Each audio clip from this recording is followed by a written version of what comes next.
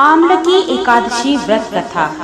मंधाता बोले कि हे वशिष्ठ जी, यदि आप मुझ पर कृपा करें तो किसी ऐसे व्रत की कथा कहिए जिससे मेरा कल्याण हो।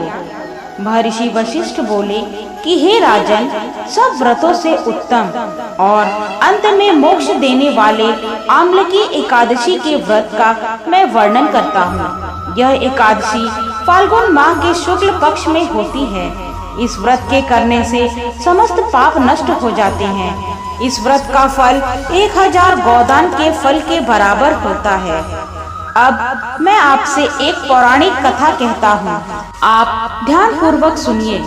एक वैदिश नाम का नगर था जिसमें ब्राह्मण, क्षत्रिय, वैश्य और शूद्र चारों वर्ण आनंद सहित रहते थे।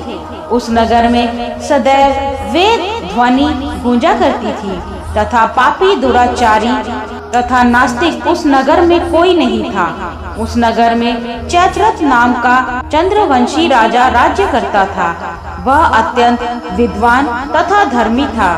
उस नगर में कोई भी व्यक्ति उस नगर में दरिद्र व कंजूस नहीं था। सभी नगरवासी विष्णु भक्त थे और आबाल, वृद्ध, स्त्री, पुरुष एकादशी का व्रत किया करते थे। एक समय फाल्गुन मास के शुक्ल पक्ष की आमलकी एकादशी आई। उस दिन राजा, प्रजा तथा बाल, वृद्ध सबने हर्ष पूर्वक व्रत किया। राजा अपनी प्रजा के साथ मंदिर में जाकर पूर्ण कुंभ स्थापित करके धूप, दीप, नैवेद्य, पंचरत्न आदि से आंवले का पूजन करने लगे।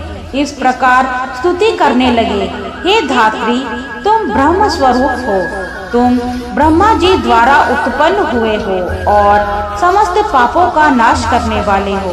तुमको नमस्कार है। अब तुम मेरा अर्घ्य स्वीकार करो। तुम श्री रामचंद्र जी द्वारा सम्मानित हो। मैं आपकी प्रार्थना करता हूँ, अतः आप मेरे समस्त पापों का नाश करो। उस मंदिर में सबने रात्रि को जागरण किया। रात के समय वहाँ एक बहेलिया आया जो अत्यंत पापी और दुराचारी था। वह अपने कुटुंब का पालन जीव हत्या करके किया करता था। भूख और प्यास से अत्यंत व्याकुल वह बहेलिया इस जागरण को देखने के लिए मंदिर के एक कोने में बैठ गया और विष्णु भगवान तथा एकादशी महात्म्य की कथा सुनने लगा। इस प्रकार अन्य मनुष्यों की भांति उसने भी सारी रात जागकर बिता दी। प्रातःकाल होते ही सब लोग अपने घर चले गए तो बहेलिया भी अपने घर चला गया। घर जाकर उसने भोजन किया। कुछ समय बीतने के पश्चात उस बहेलिये की मृत्यु हो गई। मगर उस आमलकी एकादशी के व्रत तथा जागरण से उसने राजा विदुरथ के घर जन्म लिया और उसका नाम वसुरथ रखा। युवा होने पर वह चतुरंगिनी सेना के सहित तथा धन धान्य से युक्त होकर 10,000 ग्रामों का पालन करने लगा। वह तेज में सूर्य के समान, कांति में चंद्रमा के समान, वीरता में भगवान विष्णु के समान और क्षमा में पृथ्वी के समान था। वह अत्यंत धार्मिक, सत्यवादी, कर्मवीर और विष्णु भक्त था। वह प्रजा का समान भाव से पालन करता था। दान देना उसका नित्य कर्तव्य था। एक दिन राजा शिकार खेलने के लिए गया। दैवयोग से वह मार्ग भूल गया और दिशा ज्ञान न रहने के कारण उसी वन में एक वृक्ष के नीचे सो गया। थोड़ी देर बाद पहाड़ी मलेच्छ वहां पर आ गए और राजा को अकेला देखकर मारो मारो शब्द करते हुए राजा की ओर दौड़े। मलेच्छ कहने लगे कि इसी दुष्ट राजा ने हमारे माता पिता, पुत्र पौत्र आदि अनेक संबंधियों को मारा है तथा देश से निकाल दिया है, अतः इसको अवश्य मारना चाहिए।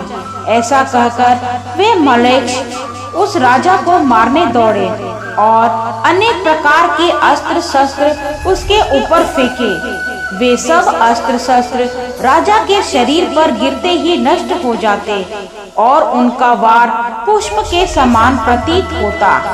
अब उन मलेच्छों के अस्त्र शस्त्र उल्टा उन्हीं पर प्रहार करने लगे, जिससे वे मूर्छित होकर गिरने लगे। उसी समय राजा के शरीर से एक दिव्य स्त्री उत्पन्न हुई। वह स्त्री अत्यंत सुंदर होते हुए भी उसकी भ्रुकुटी टेढ़ी थी। उसकी आंखों से लाल लाल अग्नि निकल रही थी, जिससे वह दूसरे काल के समान प्रतीत होती थी। वह स्त्री मलेच्छों को मारने दौड़ी और थोड़ी ही देर में उसने सब मलेच्छों को काल के गास में पहुंचा दिया। जब राजा सोकर उठा तो उसने मलेच्छों को मरा हुआ देखकर कहा कि इन शत्रुओं को किसने मारा है?